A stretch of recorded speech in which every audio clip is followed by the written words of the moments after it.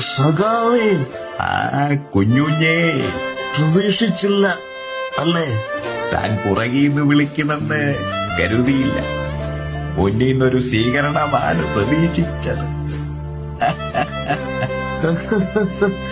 ഞാന് നോക്കിയിരിക്കുമായിരുന്നു സഖാവെ താഴേക്ക്. നിങ്ങളുടെ ആ യാത്ര, ജനങ്ങളുടെ മനസ്സിൽ നിങ്ങൾക്ക് ഇന്നും വലിയൊരു സ്ഥാനമുണ്ട് സഖാവ്. താനും മോശക്കാരനല്ലല്ലോ.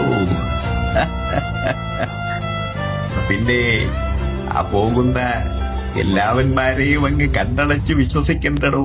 ചിലർക്ക് ആ കൂടെയുള്ള നടപ്പ് വെറും പ്രഹസനമാണ്. ചിലർക്ക് TRP. വേറെ ചിലവന്മാർക്ക് ഇതിൽ നിന്നും കാശടിക്കാനുള്ള ഒരു വഴി. പക്ഷേ ആ കൂട്ടത്തില് വേറെ ചിലരുമുണ്ട്.